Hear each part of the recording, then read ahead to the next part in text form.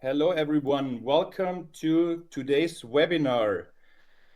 Today's webinar title is Wrap It Up, Secrets to Effortless Year-End Reporting in Web3. I welcome you. My name is Jacob Kobler. I'm VP at Request Finance and also a proud member of the Web3 Finance Club.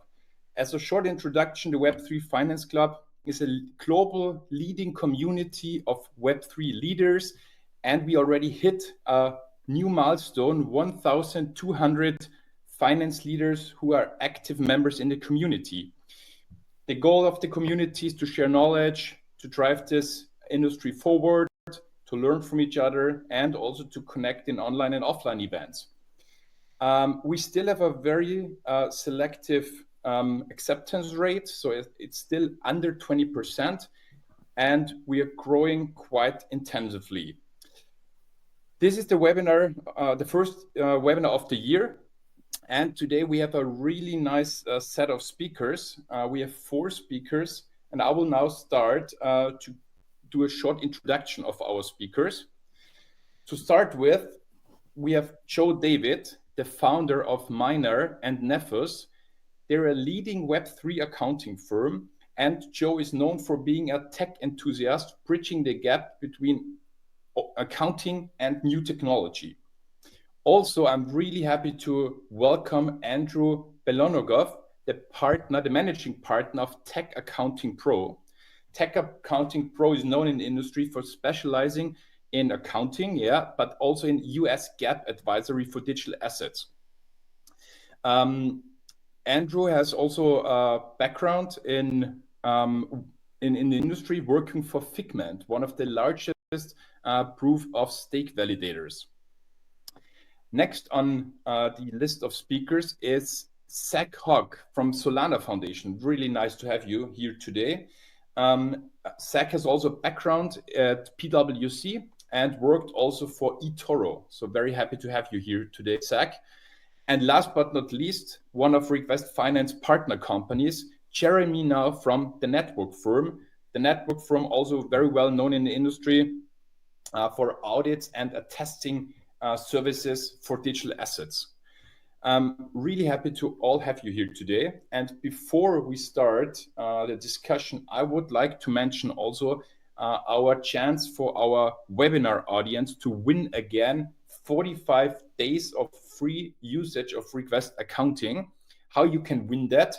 During the session now, we collect your questions. So you have here a Q&A section, a Q&A feature. Please drop your questions during the webinar. We will then, in the end, have 15 minutes of the session to discuss your question, and the best question will win the 45 days for free. So now we'll start. We have around 45 minutes for our discussion, and then followed by the Q&A, as mentioned, where we discuss your questions. The first question for the speakers today, we already shared them before, and the answers were prepared. And as you can imagine, since our topic today is the secrets to effortless year-end reporting, we asked our panelists to share the 4 top tips regarding how to wrap the year's reporting up. And I would like now to start with Joe from MYNA and Nephos Group and ask you if you could start and share your 4 key tips that finance leaders should focus on. What are the critical factors you would advise them to prioritize? Yeah, for sure. Thanks, Jacob, and good to be here with everyone today. So I guess from our perspective as an accounting firm, working with crypto companies around the world, we probably see a lot before it maybe gets to the likes of Jeremy at the audit point, where we need to make sure that the day-to-day operations of that entity are kind of correct and accurate, and we can get a good trial balance that covers the financials of that business. So we quite often see the accounts at let's call it incomplete record stage. So back in the kind of non-crypto world, we'd be looking at bank accounts and invoices and things not matching together. So taking that into the Web3 world, one of the things that we see all the time is not having all your wallets or exchanges connected to the, let's say, subledger that you're using. So the biggest issue there is that we're not tracking all the transactions. Two big problems with that: one, we're not getting all the data, but two, we're probably not getting the right cost basis for a lot of our assets because we're not bringing in all of the potential purchases and disposals of those assets. So, that's one of the biggest things we see. Probably the majority of our clients probably have not connected at least one of their wallets when we talk to them. It's very rare that somebody has connected every single one and they all work properly. So yeah, for me, that's one of the most important things that comes up. Secondly, then verifying year-end balances. So that might be capturing that on the blockchain. So I know that Ethereum and other EVM chains these days allow you to get a balance checker, so you can plug in some dates and it'll give you the balance of ETH and other tokens on that date. Zach might be able to fill us in on Solana. I don't think Solana at the moment has the same functionality. So that means you need to make sure that you've got a snapshot that happened on that day, so that when you are reconciling, you've got something to reconcile back to. In the traditional world, we'd have a bank statement, we'd have a bank balance, and we'd be able to reconcile back to our bank balance, and we'd know where we sit. In the crypto world, it isn't always that simple. Thirdly is backup documentation. So again, another thing that the likes of Jeremy and the audit firms will want to see a lot of is, what has happened with some of these loans, investments, and other financial instruments that you as a business have got involved in. Investment documents, so SAFs and SAFE, keeping those, together, because they can have different wording, which means that they could have slightly different treatment. And then also, if you've taken any loans or like I say, other financial instruments, keep making sure you've got as much documentation, even if that's on a DeFi platform, and you may not have a physical piece of paper to tell you what you've done. Create some kind of documentation to show what it is that you've done, so that you've got some kind of evidence there to look back on to use as kind of backup. And then lastly, the majority of the companies we work with are typically more than one entity in the crypto world, and that's typically from regulatory or sometimes tax kind of arbitrage in different jurisdictions. So there are quite a lot of intercompany transactions that happen. Maybe it's a token issuance company at the top with a dev house underneath that there's funds that move between those, or there's payments that are made on behalf of the other company or what have you. So keeping a detailed record of intercompany, it's very, very easy, especially if you're the controller of both of those entities, to just make payments or to just transfer funds and just transfer crypto, and not actually keep a track of what that was for and why you did it, and all those bits and pieces that are going to be needed at year end. So again, a lot of my tips are around that incomplete record piece, to making sure you don't have such incomplete records at the end of the year, and making sure that you've got enough robust information that when you do go to maybe the next step of an audit or something like that, you are really, really prepared for that process. Thanks a lot, Joe. I would like then continue with you, Andrew. Could you share your insights? Do you agree with Joe, or do you have a different opinion? What's your take on that? Yes, of course. Thank you so much for inviting me, first of all. And what I wanted to share is 4 points. One of them, the first one, is of course a new accounting standard for digital assets. It is effective for both private and public companies for any year starting after December 15, 2024. So right now, basically, if you have a calendar year, you should already adopt this standard. Don't forget about this, and don't forget about disclosures that needs to be included in financial statements for the prior year about the effects of adoption. Second item I want to tell is accounting policies. Last year, I published a research about material weaknesses for public companies operating in the Web3 space, and one of the main reasons for material weaknesses identified was related to insufficiently documented accounting policies and processes. So just make sure that you have these documents available for your team and processes documented in them.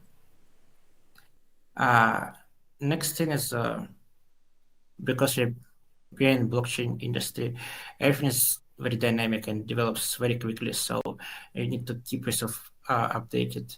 and know about all latest developments. So one of the good resources for this is CPE, if you utilize them smartly. And lastly, internal controls. Again, referencing the research that was published last year, it's another material reason for another significant reason for material weaknesses is issues with general IT controls. So access, change management, don't forget about these things too. Thank you so much. Thanks, Andrew. That were great insights. I would also be very interested. What are the insights of you, Zach? Could you continue, please? Yeah, thanks, Jacob, and pleasure to be on. Glad to be back. I know it's been a while. It's great to be on a panel with the everyone today. I think overall, kind of like the message I wanted to get across in this first question is that you're doing your books and records, and your accounting close is going to be no different in a like a Web3 environment, insofar as there's the novel requirement of recording all of your blockchain transactions as well. So the four major items I wanted to share were more so related to hey, you've also got all of your blockchain digital asset activity to account for. If you do these four things, you should at least have a good start, a good pass at being able to take care of the rest of the work as well. Right? There's no like four quick easy steps to get everything done, but I would say if as Joe had alluded to before, if you're taking your digital asset balance snapshots or have a way to do so, even in Solana today, there's some more complexities, but even just through like normal block explorers, like even SolScan, or like running a node into the blockchain, if you run a certain address, you can look for last transaction before a certain date, and you will get a balance. You can find that balance a pre and post transaction of that latest transaction hash before date X or Y. Then once you have your snapshots, it's kind of like a broken record from key reports back in my Big 4 days, which is are the reports complete and accurate? So you want to check for however you're getting your blockchain transaction data. Once you have a snapshot of a balance, at the beginning of the period and the end of the period, you need to make sure that these reports you're getting with the transaction hashes and amounts and balances are complete and accurate, and you're going to need to figure out how you're going to do that. And then once you have that, you should be able to put together a digital asset balance roll for whichever new assets you're interacting with on chain. And then once you have that, you can start moving ahead with your standard accounting close process, which is then taking those digital asset transactions that you have that are complete and accurate and roll and tie together for reconcile for the year, and you can then turn those into what you call normal fiat accounting entries, right? By translating those values in the digital asset terms into your reporting currency, and then from there you should be able to generate your books in a somewhat normal fashion. But obviously that's very much oversimplifying the whole process.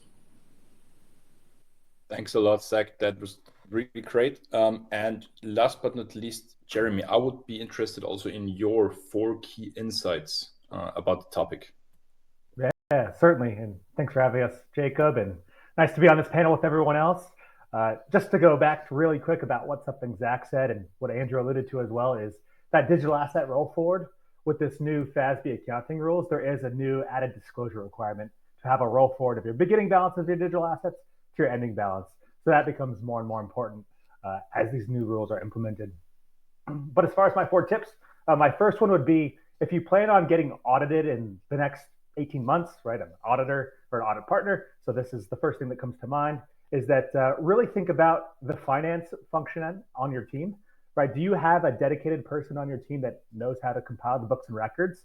And if not, have you outsourced that to an accounting function or an accounting firm that can help you out?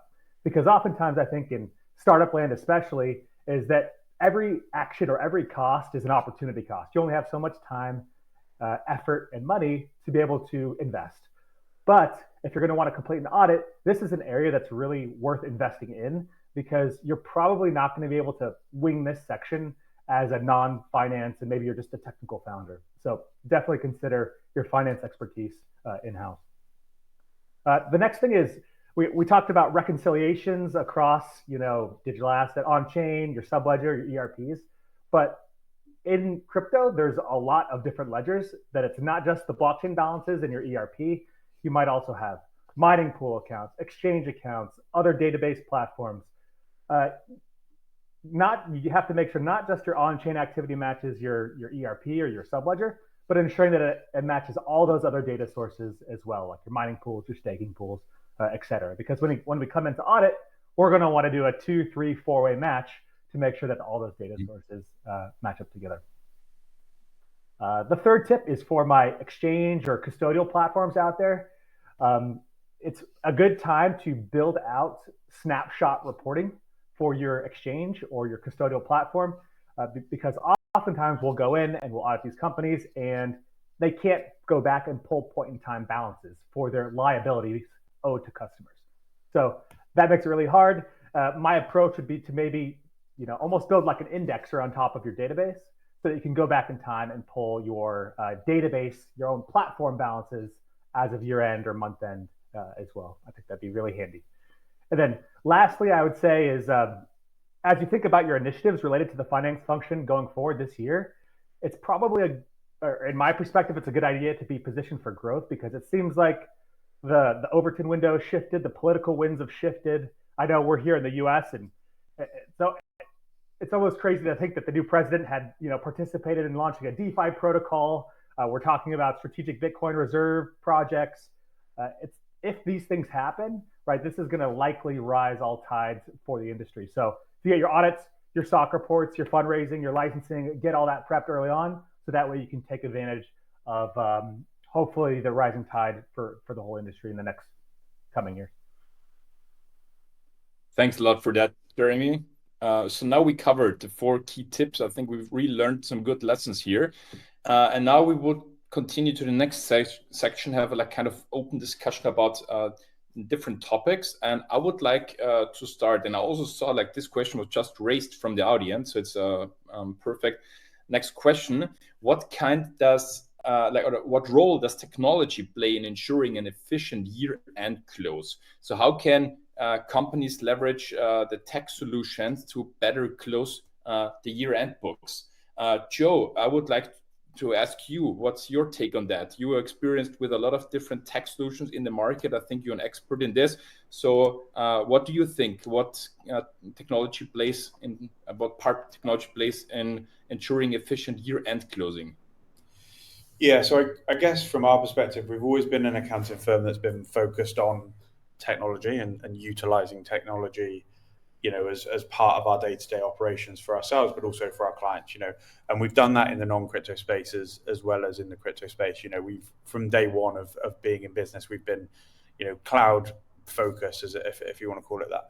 So for us, technology has always been at the heart of what we do, and I think that's what led us to crypto in the first place. So I guess at the moment, the main part I think technology plays is allowing easy, in a sense, data kind of compiling, right? So if you've got 20 different blockchains, 4, 5, 6, whatever centralized exchanges, as Jeremy said, mining pools, all these different bits and pieces, trying to pull all of that together manually is going to be very, very difficult, if not impossible. So technology in that sense is going to allow you to consolidate a lot of that and bring it into your traditional financial systems. As Zach mentioned, once we've done the crypto part, we need to stick it into our kind of fiat, if you like, financial systems. Technology is going to allow you to do that much quicker. It's not going to be the answer to everything. There are going to be issues. There are going to be things that you need to tidy up. But even if it does 60%, 70% of the work, or pulls through, in a simple format, 60, 70% of the work, You've then only got to focus on the other 30, 40. So for me, that is the biggest area, pulling through all of that data, compiling all of that data. If people are in the normal kind of traditional world, they may have 1 or 2 bank accounts. They might have 3 at a real push, but in reality, they're not going to have more than that. In this world, it would not be very uncommon at all to be focused on, 10 different blockchains, to have balances on 10 different blockchains. So I think that is one of the really core areas. The other side to that then is the data that it can pull through. So, being able to pull through, I'm not an expert, by the way, on the US side of things. So, I know you US guys will have, pricing issues, I'm sure, left, right, and center, and fair market value and all that sort of stuff. But from a kind of IFRS perspective, we're a little bit more relaxed on that. And, these softwares being able to amalgamate pricing data and pull through some data for people to use, again, speeds up that process significantly. So I think that is the 2 core areas, is amalgamating all the data and also getting, as accurate as possible pricing data into the system. We've just had an example right now, just to be super quick on this, where we got asked on Monday by a client or by a potential client whether or not we could help them pull together some financials. And they've got a trading bot, and they needed them pulled together by today, actually. We have managed to turn it around, but they sent us a spreadsheet with all their balances and what they thought their revenue was, etc. And I can't remember the exact numbers, but let's say it was $2 million of revenue that they had. When we ran it through software and reconciled it properly, we ended up at $3.5 million in revenue.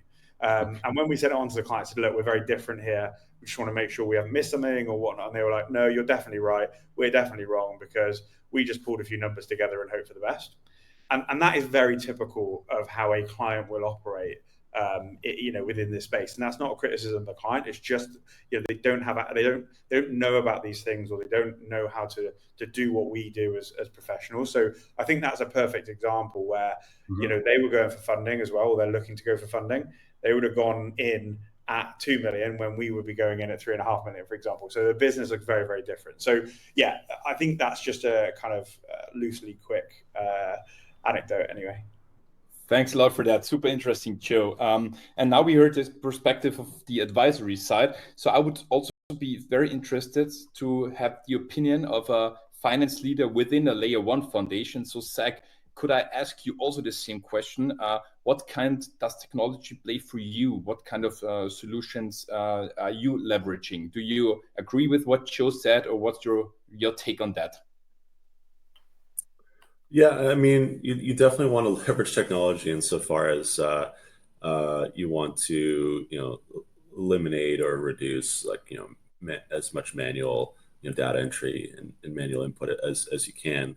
The subledgers today can be pretty powerful depending on which ones you use in terms of creating these snapshots and balances and tracking of all your transactions. I mean, think about you have one option where you try to go into a block explorer and download a bunch of activity, or you can use the subledger tool and get more of that transaction activity relatively automated, so to speak. So I think from that perspective, it's very important because then that way you can achieve something similar to like a Web2, where you have like a bank sync into your general ledger system. You can kind of get something very similar to that, with subledger tools today. Depending on how you actually want to book it. But in terms of the actual feeds of transactions and getting those at a somewhat accurate real-time pace, I think it's very helpful. I think that one of the more powerful things that subledger tools actually do, which might not be kind of like firsthand what you think, but it's a great way, I think, in terms of like Web2, like a lot of companies build out these very fancy like treasury platforms, and maybe they're more helpful in terms of like centralizing, where you might do more of your treasury actions in terms of like, okay, we're gonna move funds from this bank to a different bank and do some approvals in here. But what the really helpful is in terms of just like the fact that they have all the addresses, all your public addresses, they're actually very helpful in terms of just aggregating all your balances. So like the CFO wants to know, like, okay, how much are we holding of this or this, or where might it be? Well, most subledgers today they'll actually have a very intuitive and helpful balance report, separate from their snapshots, just like here's what the balances are of this, right? And I think that is very, very helpful. And that's not something you're going to necessarily get in like a generic Web2 platform, unless you get like a very special custom built treasury management tool, right? So that sort of functionality kind of comes almost secondhand these days with some of the more I would say well-tested subledger solutions, which I think is like very useful and very important, because otherwise, like it would be very hard to try to do on your own, depending on how many addresses you have. So yeah, I mean, it's definitely important. And I think, again, the further we come along, and I say this in some other calls, it's a little separate from just doing financial year-end reporting, but the more that systems can kind of intertwine with both fiat, legacy banking rails, and blockchain digital asset rails, and the further that systems can become integrated and accomplish both, further helps in terms of an operational need, but I think would further help in terms of year-end reporting as well. Well, thanks for that, Zach. And since today we have quite a high number of people from US, we would like now to have like one question on US GAAP, because we have experts here in this panel again. And my next question would be like, digital asset accounting under US GAAP is a niche that you, Andrew, specialized in. And therefore, I would like to ask you, what is the biggest misconceptions finance teams have about reporting for digital assets? How can they assess it? Well, yes, of course. So if you don't mind, first, I just wanted to share that one of the great tools that I found about recently is stake.tax. It's like the only resource you can find CSV downloads for most of blockchains. I've never seen anything like this. So it's an great addition to any blockchain explorer or crypto subledger data, I think. Now about the question exactly. So I think one of the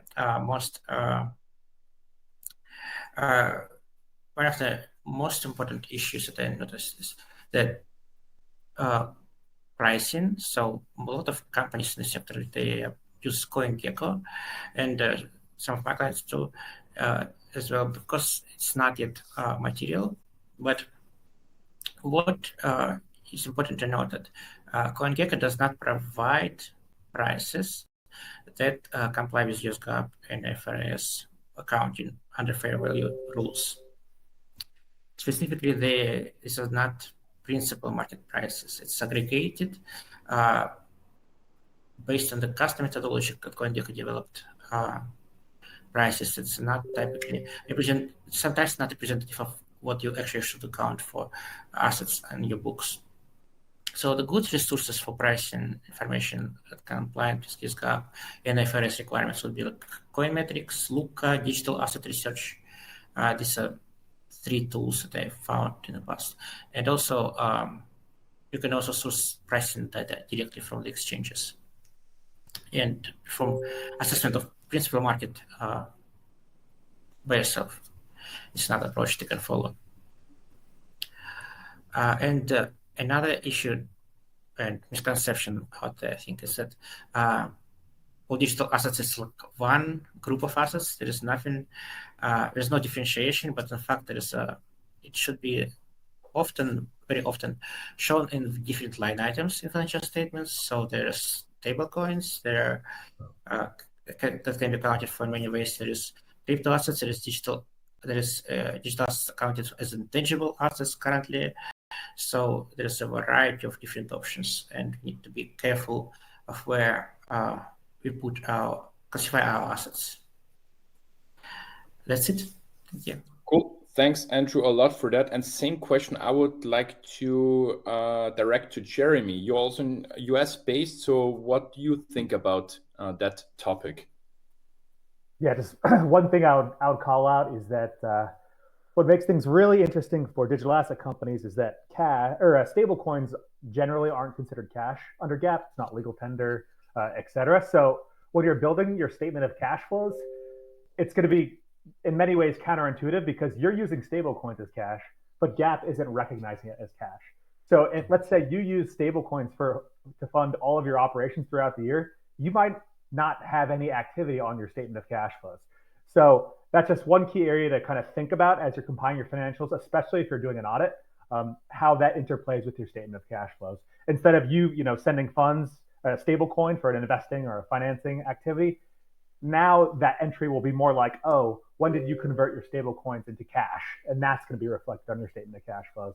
So a nuance there to consider and think about. Cool. Thanks for that. And yeah, as we all know, like the end year reporting involves now finding a balance between like the decentralized nature of Web3 and decentralized requirements for the year-end reporting. Zach, how do you feel about that? How do you bridge that gap between decentralized nature of Web3 and the centralized requirements for creating the reports? Right. Yeah, I mean, it's a fair question coming back to like the impetus or maybe more of the nexus of the space. But I think at the end of the day, a layer one foundations or any DAO's purpose doesn't really override the nexus or impetus for keeping that entity operating legal entity or otherwise in good standing with whoever they are registered with, right? So like for example, the Solana Foundation, we have our own operations, which include an extensive grant program and annual events like Breakpoint, as well as other activities that we do from our parent organization. But like any other entity, whether it's for profit, not for profit, LLC, or otherwise, we need to reconcile that activity, record that activity, whether it be fiat or Web3 based, right? And the hybrids between the two, like stable coins or neo banks, neo digital asset brokers, which have you, whatever they are, they're our entity's activity, and we need to recognize that. We need to record that. And the reason for that is every layer one foundation you'll see, for the most part, at least predominantly speaking, quite a few are registered in Switzerland, and that's because there is whether you're a foundation that's specifically related to digital assets or other types of foundation use cases or purposes. You're registered with Switzerland because they actually give some sort of legal standing and some sort of framework to operate in. So so if you're registered with the Swiss Federal Foundation Authority, there are requirements every year to submit an annual report and audited financial statements, and then within that there's varying requirements as to what type of GAAP you would use, whether it be the Code of Obligations, Swiss GAAP FAIR, IFRS, and so on. Yes, like the purpose of the foundation, like other layer one foundations or other organizations, might be to increase the security and decentralization of a certain blockchain network or ecosystem. But at the end of the day, these entities themselves are likely registered with again, for example, the Swiss Federal Foundation Authority or similar organizations, and they might have reporting requirements for these entities. So that is kind of that is what it comes back to. Ultimately, at the end of the day, is staying registered as a foundation in Switzerland. So you keep up with those requirements. Nice, thanks. And Joe, do you agree with Zach, or what's your opinion about how to balance the decentralized nature and decentralized year-end reporting requirements?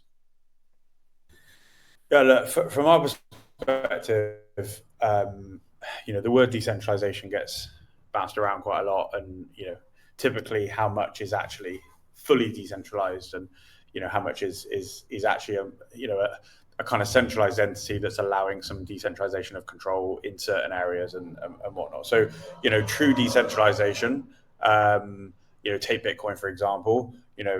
Bitcoin aren't going to be engaging an accounting firm or an audit firm to be reconciling their books, because that just isn't how a fully decentralized entity is going to work. So we've got to get a balance between what is decentralized and what is, I don't want to call it centralized because that's not fair, but what is, I guess, halfway between the two. So if you are a fully decentralized entity and you are looking to reconcile your books, then I think there will absolutely be some core differences between how you will reconcile, or how the accounting firm or CFO within the business will look at reconciling those year-end books. And as Zach said, there will be some frameworks. So depending on where you're registered, there may be a particular framework. So Switzerland, for example, might ask specifically, this is how we expect to see the books registered.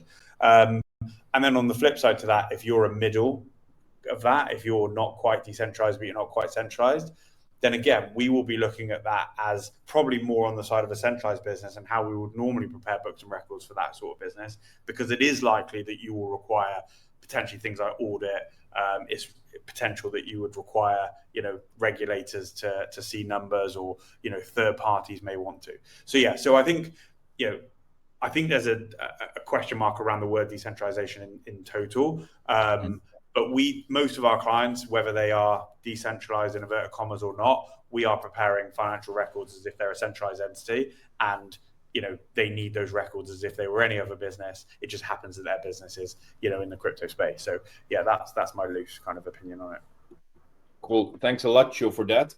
And today, in the beginning of the session, we learned what to do regarding year-end reporting. So we had the 4 key tips shared by everyone. But I would be also interested in what are the topics that are most overlooked. So what kind of the most common mistakes, and what advice should people think of how to avoid those mistakes?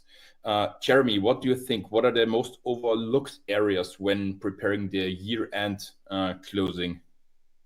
Yeah, especially when we come in during audit season, the areas that we see most often overlooked would be the statement of cash flows that I alluded to before, just because, especially if it's a first-time audit, they haven't been prompted to need to prepare the statement before. And it can be a little bit nuanced, especially with the stablecoin issues that I talked about. And you have to go back in time oftentimes, and if they haven't been preparing for this, for the last 12 months, it's going to be hard to go back and get all that unique activity that you need to compare to prepare that financial statement. So statement of cash flows have on your radar. But another area that we see that, especially for first-time audit clients, that is unique and new for them that they typically haven't thought about before, is the notes and disclosures to their financial statements, especially with the new FASB reporting requirements out there, with the new disclosure requirements related to your digital asset roll forward activity, unrealized and realized gain losses. Those are the areas that you should think about as you're doing your year-end close. Prepare those statements too, your notes, disclosures, et cetera. And it's part of the notes and disclosures. It weaves into what Andrew was talking about earlier too, is that you're also going to want to you're going to have to disclose your key accounting policies and positions too. So preparing those appendages to your balance sheet and income statement are the most often overlooked area that I would call attention to for our listeners. Well, thanks for that, Jeremy. And Andrew, what do you see in the market are the most overlooked areas regarding year-end preparations? Cool. From my perspective, I think what's overlooked there is data completeness. Again, there's a lot of situations when accounting data, blockchain data, it's all in there. It's all on the blockchain. It's all there recorded, but we often cannot find it. So making sure that you have complete population of transactions that actually roles that actually include all activities, even those that do not have transaction IDs, like protocols level accruals or staking reverse and some protocols. This, I think, the important thing always to remember about. Cool, thanks for that. And I remind the audience, please share your questions in the Q&A feature. We will, in the end of the session, have time to go through the question. And we have only one last question here that I will raise to the panelists. And I would be super interested in, since as a Web3 company, you deal with a lot of different tokens on different blockchains, smart contracts, you name it. how can finance teams streamline the process of tracking the assets on the different platforms, blockchains, for staying compliant, for having accurate and consistent reporting? So how can you manage that? Maybe like someone wants to take the question who has a good take on that. I think just to jumping quickly on my side, I think it comes back to what I said earlier about having a good subledger in place that can cover off different blockchains. It's like I said, it's rare that you have 25 bank accounts in 25 different currencies. You do in crypto quite often. So having a tool there that can pull all of that data together, like I say, even if it gets you 50, 60, 70% of the way there, it's a starting point. So yeah, just on that sense, I go back to my earlier point. If I can also really quickly as well, just on the last kind of points that the guys made around streamlining year end and stuff. I think the other thing that people forget about a lot of time is, we talked briefly, Andrew mentioned internal controls, and I think we forget sometimes that having wallets for purposes, right? So having a wallet that does your payments maybe, or having a wallet that receives your investment funds into, having a wallet that if you want to do some DeFi activity, does your DeFi activity. I think that the wallet management and wallet infrastructure, I think, is one of the most overlooked areas, because we all do it. I'm sure we've all done it in personal capacity as well, where we've aped into something, or we've gone into this new idea, and then we've gone, well, that's now just messed up this really neat and tidy area. And we've done that in the traditional world, where you might have expenses cards. There's a lot of companies now that give you cards for expenses, and that does simplify a bank statement now, because a bank statement doesn't have 55,000 transactions of coffees. That's me anyway, that goes to the coffee shop every 2 seconds. But yeah, like it actually allows you to put it somewhere else, and then you've got a clean and tidy place to keep it. So I think on that piece, I think that is really important as well, just to add on that wallet infrastructure. Cool. Thanks for that, Joe. Any last words from someone else in the panelists? Otherwise, we would move to the Q&A section. Yeah, I think just to touch on Joe's point, I didn't get into this earlier at all. I probably could have maybe shared it in the first question about the 4 key steps. Now thinking back to it, I do agree the wallet cleanliness is always very helpful. Gives you a head start. But I'd say insofar as what's available or what's reasonable, keeping a database of like what your transaction hashes relate to. Let's say if you're doing like AP, for example, maybe you're lucky enough to be in a situation where your accounting tech stack allows you to kind of integrate your subledger with your GL and your AP system, and it's kind of already does this. But if you're able to keep like a database record of what your transaction hashes relate to, if you're doing a bunch of, like Jeremy said, if you're a business that does a bunch of stablecoin payments, for example, for your general operations, you're going to need some sort of database of what those payments are in terms of transaction hashes and what invoices they relate to. So insofar as if you can automate that to a certain perspective of, oh, this wallet does this, that's great, but you still want to make sure that you can tie all those things back to receipt, or at least that's what the Swiss auditors like to say. Everything has to have a receipt. That's the rule. We don't care what the receipt says; it has to have a receipt. So the more that you have a database that tracks or has a list, this transaction hash is this, and that's what allows you to do your stable coin, whichever sort of reconciliation, the better. But I see you see both sides. One says every wallet does only one thing, and I have a certain point of mind, which is if you have a list or a database of what all the transactions are, you need to rely on that a bit less. So always think about that as well. Thanks a lot, Zach, for that. And that also brings us now to the next section of our webinar, which is the Q&A. And as a reminder, the best question today wins 45 days free usage for request accounting. And I will now continue and select the best. No, I would not select them. It got ranked up already, the best question. And the first question from audience comes from Tom Myers. And Tom is asking, and I think the question should pop up now. I hope you see that. But the question is, what tools do you use beyond scanners to close year end? We already learned from Andrew today. He suggested stake.tax, but maybe very short answer from each of you. What are the top 3 tools? So you can name 1, 2, 3 tools I would say you rely on. Maybe Andrew, you already mentioned stake.tax. What other tools beyond scanners are you using? Yes, of course. So I think one good place that I was looking to is Arkham. It's amazing data source to find out the addresses that you or your clients don't know who they relate to, and learn exactly the entity name and a lot of other details that you can find nobody else. And second is Juna. I think it's amazing. For example, one of the good users that I found for Juna and for Flipset Crypto recently was that in this database you can find all details about liquidations of your DeFi borrowings, which is slightly difficult because liquidator is a different address than the borrowers. So just good tool for this specific technical activity. I think that's it. Nice, Andrew. Thanks. Joe, what about you? Yeah, so I was going to suggest an Arkham or a tool similar to that, which allows you to query the blockchain in a little bit more detail.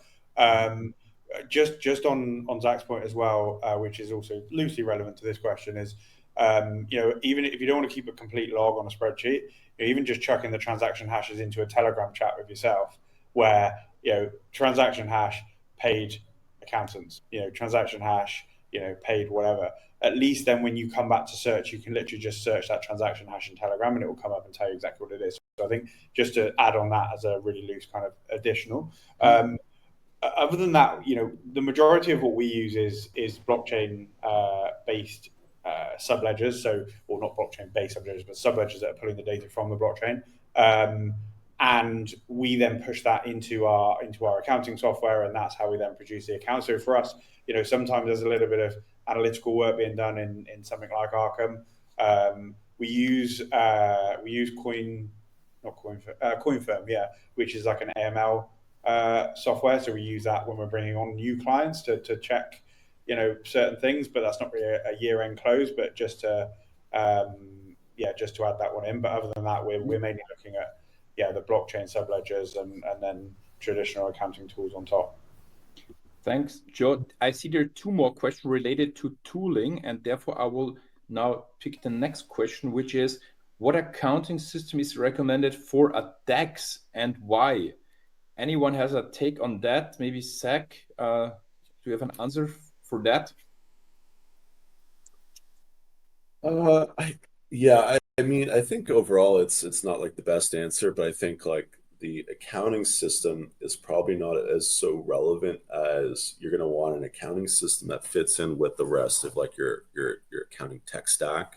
And I think if you're a DEX, what's going to be most important is a subledger tool, or something insofar like a subledger tool that might be like your back-end system that your engineers built when building out the DEX. That could integrate with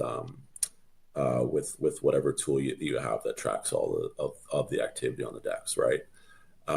So I think that is probably more important than the accounting system itself. I think there's a lot of companies in the Web3 space that use NetSuite. I'm not necessarily one of those, but yeah, you're going to want something sophisticated enough that can that works with whatever tool you're using, be it subledger or whatever proprietarily built that integrates efficiently. Again, I've heard a lot of companies are with NetSuite these days. There's a few other similar NetSuite Lite type systems coming in now, but yeah, maybe someone else has a viewpoint. There's another question related to tooling. I will pick this one now. And this one is, what impact do you think AI will have on closing books and regular reporting? So what brings AI to the industry now? Maybe Jeremy, how do you see AI changing how you do the yearly reporting?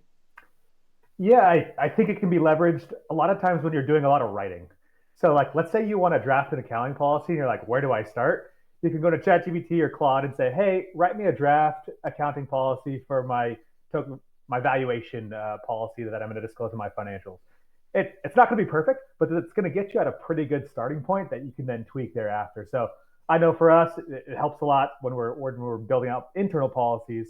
So I think that's something that can probably be leveraged for notes and disclosures as well. And then going back to your earlier question about kind of tools, we have developed an internal tool called LedgerLens for our own specific auditor use case. So oftentimes we'll be auditing companies or doing a proof of reserves for a company, and they'll have tens, hundreds, thousands, or millions of addresses. Well, the tooling out there, a blockchain explorer, it's really hard to get that much data. So we built out a tool specific for that use case where you can plug in 1,000 addresses, put in a point in time that you want to extract those blockchain balances for, and return that for your balance sheet verification. So those are some tools and some AI tips to hopefully streamline your year-end or your audit processes. Cool. Anyone else want to answer regarding AI usage in the reporting cycle? Yes, should I find I have one very good use for AI is if you have very complex transactions with a lot of information in the logs on Etherscan, for example. I found it's very useful just to copy all the logs, enter them in ChatGPT, and ask what it is. It's always very good at this. Nice, cool. And I see we have one question with 2 upvotes also. I will bring this question now up. It's very long, so I'm not sure. Can every one of you see the whole question, or is it cut? Okay, I will read it out and be prepared. It's a little bit longer. It's from Ronnie, and Ronnie is asking, for year-end balances for a blockchain business, do you record the asset and liability of the smart contract holding, the native tokens that haven't vested for the customer, or there is no beneficial ownership for the business and it's not recorded? The second part is follow-up. So let's start maybe with this one. These are always, it depends on the details. So prefacing with that, but thinking about this certain situation, you'd want to understand what are the other key terms? Like, for example, if they aren't claimed, or if certain thresholds aren't met, or if it's a safe, or if it's convertible to debt, like understanding those other parameters are going to probably impact how it's reflected on the balance sheet. Because I know like safes, right? There's some questions. Is it debt or is it equity? Maybe something similar stance could be taken for SAFs. And then this is kind of an extension maybe of a SAFT-like arrangement. So it's understanding what those potential conversion factors are and the details that might influence how you think about it. So sorry, it's not a concrete answer, but these are those technical ones that you do really need to dive into the weeds to understand how you might treat it. There's also a follow-up. Oh, sorry, Joe, you want to answer? No. Okay. So there's also. I was going to say, I think again, like just to bounce another perspective off of this, some auditors might prefer to be more conservative on this. So like, if let's say, it really comes down to also like how you recognize financial assets, right? So like if you're, I think really the question is more so like, oh, if I receive this asset later and its value is, $100 million, like, is that going to like overinflate my balance sheet? So I think the perspective is like, if you recognize financial assets that like cost less amortization or impairment, your SAF or your safe is going to be worth whatever you paid for it. So like, let's say I paid $1 million for the safe or the SAFT, and then I receive the equity or the tokens later, probably recognizing it based on that value in most parts. I don't think, unless you're like an investment firm and you're recognizing things at mark to market, then that's different. Then you're probably doing that for a bunch of stuff, so it probably doesn't inflate your balance sheet. But I'd say for the specific perspective of, I paid for some SAFT and probably never got it, and then eventually, sometime later it became like WorldCoin, at $10 when I got it, and my balance sheet was overinflated by it. I would remind people to go back to your basic principles of how you're recognizing other financial assets on your balance sheet. And generally, if you're not taking a mark-to-market approach for other assets, you probably wouldn't take it for these as well. So if you paid $500K for that SAFT a few years ago, then that's what you'd recognize. You might write down the value of the SAFT and reorganize that to the digital asset that you're now holding. But I think that would be an approach that I would recommend thinking about taking. Not professional accounting advice with my CPA designations, but a different viewpoint on that. Well, thanks a lot. I think that also answered the follow-up question. We have time for one last question, and I suggest we take the question. It's also a longer one from Mike Hall, and he asked, the objective here is to have an understandable description of an on-chain transaction within the accounting system of record, just like dinner with client X might appear next to an expense. We initiate transactions on our safes from a tool called On-Chain Dan, in which we can type in a description of the transaction. We would like the description to appear in the crypto accounting subledger tool and then in QuickBooks. This is very important. Okay, is this a question? It was more a statement, no? This is very important for a transaction that we might do on behalf of our users. Yeah, Mike, I don't see the question here. Not necessarily going to directly answer this question here, but I think at the moment we've got to bear in mind that we're in a very early stage of this technology, right? And if I go back 10 years ago, 12 years ago-ish, when I started, the business that we're running now, a lot of the accounting tools that we're using today were not existing at that point. So, there are going to be issues. There are going to be situations where, being able to directly link a transaction description to a transaction on chain will come into play at some point. Somebody will build the tools to be able to do that. I just think at the moment it is a little bit more difficult. Just touching on what Zach said, the way we would recommend doing it in a loose way at the moment is that we would use a tool, a Dext or a Bill.com, something like that, which is the OCR side of things. That will push the data into your accounting software, NetSuite, Xero, QuickBooks, etc. And then we just link the transaction hash into that directly in a reference or something like that. So it's a workaround. It's not perfect, but I think at the moment trying to get into have we got a piece of tool that can do this specifically? I've not heard of on-chain Den myself, so that's something I'll have a look at. But I think we've got to remember that we've got time to go, and none of this is going to be perfect today. Yeah, there are capabilities on chain, like using notes programs, but then you're transcribing dinner with client X into the blockchain. So that's the other way you could go about it, is you could use the notes program of every chain you're using, or sorry, just save this ETH EVM. But you could do that if you really wanted to. But yeah, I would say the same thing as Joe is you're probably leveraging one of your other accounting stack tools to have that sort of contextual info.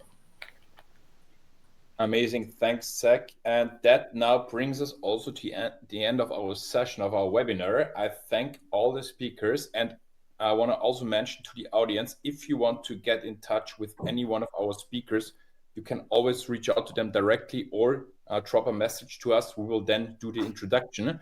And also mentioning that the winner will be announced for the best question very soon. We will post this also on our social channels. And really big thanks to the speakers. It was today a really great session. Andrew, Joe, Jeremy, and Zach, big thanks for joining. And also thanks to the audience. Thanks for listening in.